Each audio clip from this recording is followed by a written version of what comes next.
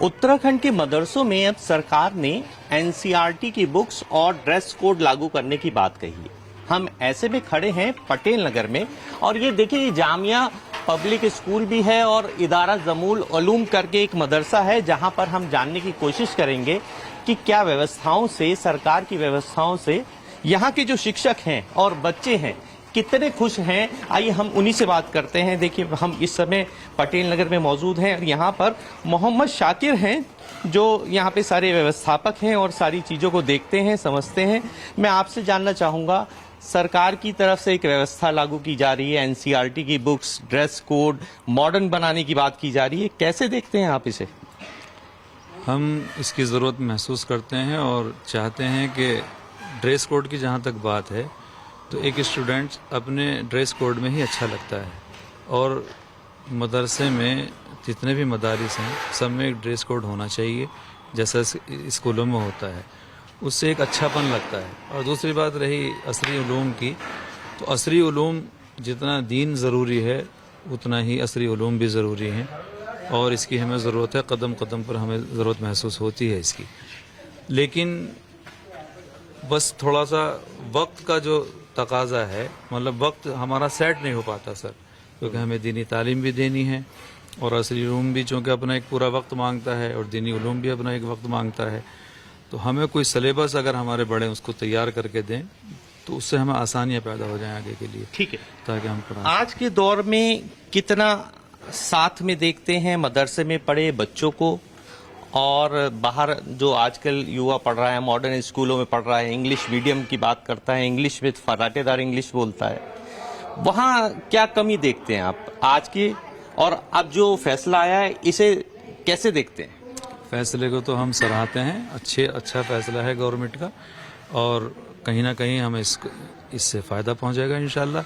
और रही बात इंग्लिश की, वो ज़रूरी है, हम भी चाहते हैं कि हमारे बच्चे अरबी के साथ साथ इंग्लिश बोलें जी, चाहते हैं हम। चलिए और कुछ बच्चे भी हैं यहाँ पे, उनसे भी बात कर लेते हैं, यहाँ पे जो शिक्षा ग्रहण कर रहे हैं। मैं आपसे जानना चाहूँगा, सबसे पहले अपना नाम बताइए और अपने बारे में बताइए। और एनसीईआरटी की जो बुक्स लागू कर रही है सरकार, जो अभी तक मदरसों में पढ़ाया जाता था, अब एनसीईआरटी बुक्स और ड्रेस कोड बदलने की बात कर रही है, उससे आप कितना खुश हैं, क्या कहना चाहते हैं?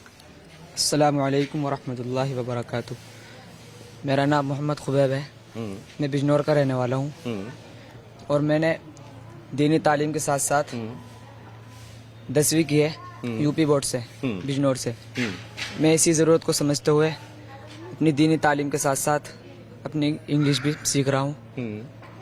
थोड़ी थोड़ी इंग्लिश आ गई मुझसे और यहाँ मदरसे में अपनी दीनी तालीम करते हुए तो वक्त थोड़ा कम होता है, इसलिए वक्त का तकाजा है बहुत। अच्छा, अब जैसे आप 10th क्लास यूपी बोर्ड में पढ़े, आपको वहाँ की शिक्षा और यहाँ की शिक्षा में क्या अंतर मजबूत दिखा कि वहाँ की शिक्षा भी जरूरी है और यहाँ की शिक्षा भी जरूरी है? कैसे देखते हो आप इसे? नहीं, वहाँ भी प्राइवेट था, यहाँ भी प्राइवेट हूँ। ट्यूशन लगा लेता हूँ, एक पिछले साल ट्यूशन लगाया था, उससे कामयाबी हासिल हो गई अल्हम्दुलिल्लाह। अच्छा, चलिए और भी बच्चे हैं और किनसे मैं बात करूँ? मैं आपसे बात करना चाहूँगा, आप बताइए, एनसीईआरटी की बुक यहाँ लागू हो जाएगी, मॉडर्न करने की बात की जा रही है, कैसे देखते हैं? मॉडर्न होना चाहिए, नहीं होना चाहिए? जो व्यवस्था चल रही है वही ठीक है? वक्त के हिसाब से जो बातें चल रही हैं, सरकार की तरफ से जो कानून लागू हो रहे हैं, बाकी ये जो हमारे मदरसे हैं, यहाँ जो तालीम दी जाती है, ये पूरा हमारा एक निज़ाम है, ये भी हमारे लिए ज़रूरी है और जो सरकार चाह रही है उस पर भी हम तवज्जो देते हैं पूरी। जैसे यूपी बोर्ड से जहाँ भी हम हैं उससे तालीम हासिल करते हैं, इंग्लिश वगैरह, वो भी एक ज़रूरत के तहत है। साथ साथ हम ये भी तालीम हासिल करते हैं, साथ ही साथ असरी उलूम। और जब हमारा यहाँ वक्त पूरा हो जाता है, हम इससे फरागत हासिल कर लेते हैं, तो आगे चल के उसके लिए हम वक्त देते हैं। इंग्लिश है, हिंदी है, जो ज़रूरत है, हम ज़रूरत उसकी महसूस करते हैं। ठीक है, उत्तराखंड के मदरसों में अब एनसीईआरटी की बुक्स पढ़ाई जाएगी, साथ ही बच्चों के ड्रेस कोड बदलने की बात भी कही जा रही है। ज्यादा बात करने के लिए मेरे साथ मौजूद हैं शादाब शम्स, जो उत्तराखंड वक्फ बोर्ड के चेयरमैन हैं। आइए जानते हैं उन्हीं से। शादाब जी, सबसे पहला सवाल, अब तक क्या व्यवस्थाएं थी और अब क्या बदलने जा रही हैं व्यवस्थाएं? देखिए, मदरसा एक अरबिक वर्ड है और हम ये मानते हैं कि जिसका हिंदी अनुवाद विद्यालय होता है, विद्या का मंदिर। इंग्लिश में हम उसे स्कूल कहते हैं। तो स्कूल में तो सारी हर तरह की शिक्षा होनी चाहिए। और मोहम्मद साहब के ऊपर जो पहली आयत नाजिल हुई वो थी इकरा, इकरा बिस्मि रब्बिकल लज़ी खलक। और आप सल्लल्लाहु अलैहि वसल्लम ने फरमाया कि आपको इल्म हासिल करने के लिए अगर चीन तक जाना पड़े तो जाइए। तो चीन में तो कोई मदरसे नहीं थे, चीन में तो कोई इस्लामिक यूनिवर्सिटी नहीं थी जहां इस्लाम पढ़ाया जाए। तो उनका मतलब सिर्फ इल्म हासिल करने के लिए था कि अगर आपके पास एजुकेशन होगी तो आप अपने अच्छे बुरे को पहचान सकेंगे, आप सही गलत में डिफरेंस कर सकेंगे।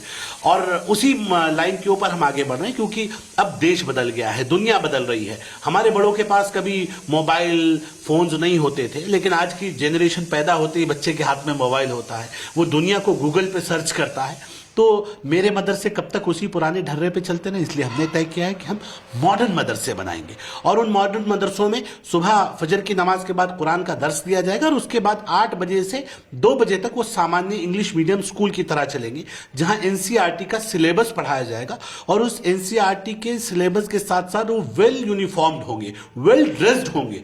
और 2 बजे के बाद वो फिर दोबारा मदरसे की तरह चल जाएगा। जो उसमें इस्लामिक स्टडीज की तालीम लेना चाहें वो लें। हमारा मानना है कि जो हाफिज कुरान 4 से 5 साल में बनता था, हम चाहते हैं वो 8 से 10 साल में बने। कोई जल्दबाजी में हम नहीं है, लेकिन वो जब तक हाफिज कुरान बने, जब तक वो कायदा सिपारा और कुरान को बाय हार्ट याद करे, तब तक उसका 10th और 12th हो जाए। उसके बाद वो डिसाइड करे कि उसे किधर जाना है। ठीक है, उसे एपीजे अब्दुल कलाम साहब के रास्ते पे आगे बढ़ के डॉक्टर, इंजीनियर, फिलोसोफर बन के देश को मजबूत करना है, या उसे इस्लामिक स्टडीज की लाइन को आगे बढ़ाते हुए मौलाना और मुफ्ती बनना है, ये उसे डिसाइड करने दीजिए। इसलिए हम ये चाहते हैं कि हमारे मदरसे मॉडल मदरसे बने। और क्योंकि उत्तराखंड एक एजुकेशन हब है, हमारे यहाँ इंटरनेशनल लेवल के स्कूल्स हैं, हमारे यहाँ एक बहुत अच्छी एजुकेशन दी जाती है उत्तराखंड में। हम पहले से इसके लिए हमारा लोहा दुनिया मानती रही है। और मैं ये कहता हूं कि इस एजुकेशन सिस्टम को हम ऐसा अपने मॉडल मदरसे बनाएंगे जिसे हम धामी मॉडल का नाम दे रहे हैं। ये धामी मॉडल होगा जो पूरे देश में इंप्लीमेंट किया जाए। अच्छा, पहले अगर हम बच्चों की बात करें, पहले ड्रेस कोड में टकने तक पजामे पहने जाते थे, क्या अब वो व्यवस्थाएं बदलेंगी? टोपी बदलेगी?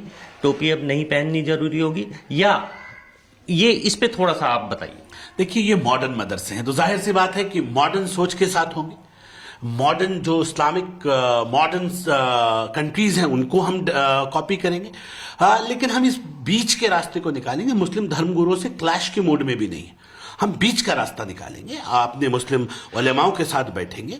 बेहतर क्या हो सकता है, क्योंकि हम किसी का दिल दुखाने नहीं आए, हम किसी को फोर्स करने नहीं आए, हम बच्चों की स्टडीज पे कंसंट्रेट कर रहे हैं। हमने बच्चों को अच्छी एजुकेशन देनी, उन्हें एजुकेट करना है कि वो वोट बैंक तक सीमित ना रहें, वो अपना भला बुरा सोचने में सक्षम हों। और मुझे लगता है कि हमारी लाइन ठीक है। जो मोदी जी ने कहा है कि मैं एक मुस्लिम मदरसे के बच्चे के हाथ में एक हाथ में लैपटॉप और एक हाथ में कुरान देखना चाहता हूं, वो आपको देवभूमि उत्तराखंड से हम 2023 के स्टार्टिंग में दिखा देंगे। वो नजारा यहां से निकल के जाएगा और मेरा बच्चा जो कुरान की तालीम भी जानेगा और जो लैपटॉप को भी चलाना जानेगा, जो दुनिया को भी कहेगा दुनिया मेरी मुट्ठी में है, मैं गूगल पे सर्च करके सही और गलत का अंदाजा लगा सकता हूं। हम उतना एजुकेट कम से कम अपने बच्चों को करेंगे। और मुझे लगता है मेरे बच्चों के लिए, अब मेरे मदरसों में मेरे सर्व समाज के बच्चों के लिए वो ओपन होगा।